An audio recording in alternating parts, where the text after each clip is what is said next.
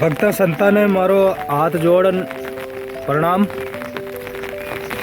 आज मैं आपनो ये बताऊं कि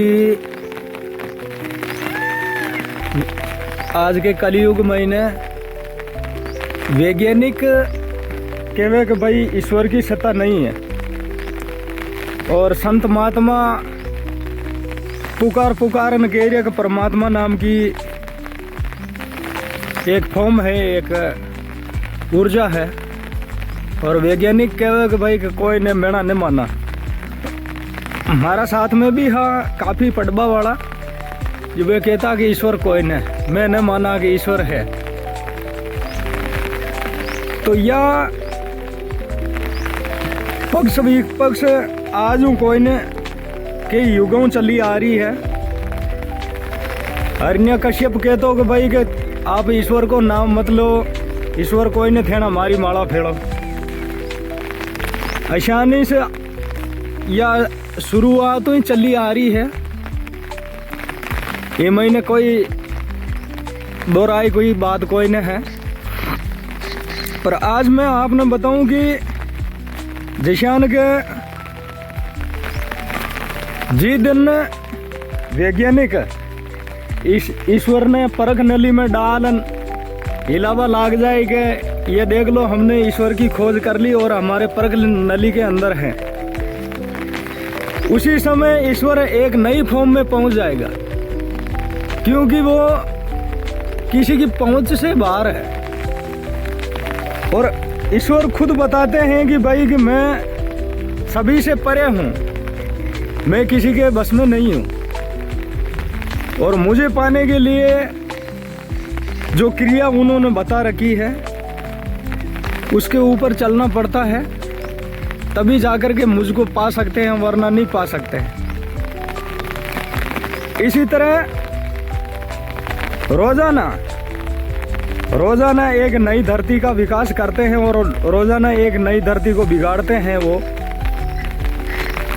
अब मैं आपको बताऊं कि जैसे किसी को ब्रह्म ज्ञान हुआ है और ब्रह्म ज्ञान के अंदर उसको ब्रह्म लोक पहुंचाने के लिए ईश्वर ने एक ऐसे ग्रह, एक ऐसे प्लेनेट की रचना कर रखी है। वहाँ पर ना कोई जन्मता है, ना कोई मरता है, ना कोई भूख प्यास है, ना कोई चांद सूरज है, ना कोई कुछ है।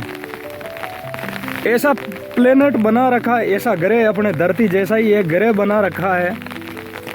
उसके ऊपर ईश्वर उस आत्मा को लेके पहुंच जाता है, उस आत्मा को पहुंचा देते हैं, जिससे वो आत्मा वहाँ पर मुक्त आत्मा रहती है। और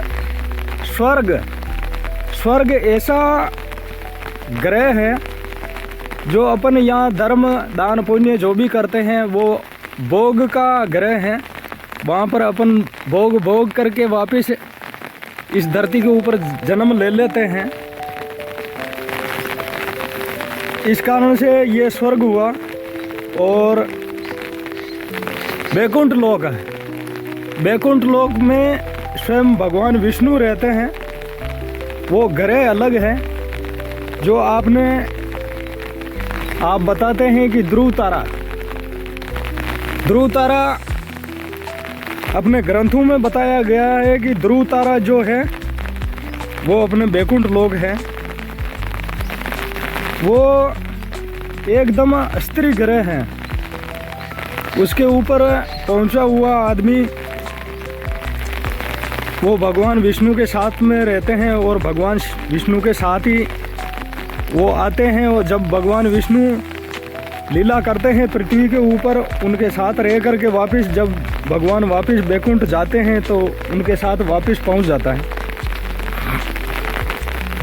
इसी प्रकार वैज्ञानिक और भगवान की पहुंच कोई नहीं पा सकता है। और मेरे अनुमान से इस मानव जीवन के बाद इन चीज़ों को आप गौर करके समझना कि मेरे पास इतना रिकॉर्डर कुछ नहीं है, ना कोई पीछे बैकग्राउंड है, ना कोई कुछ है।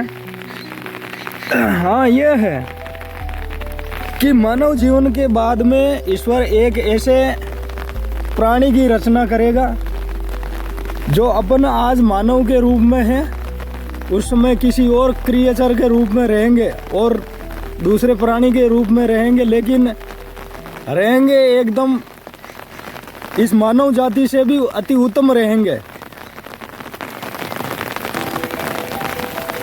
अब इस ज्ञान में आपको कुछ अच्छा लगा या नहीं लगा, लाइक करना, सब्सक्राइब करना, शेयर करना। जय हो।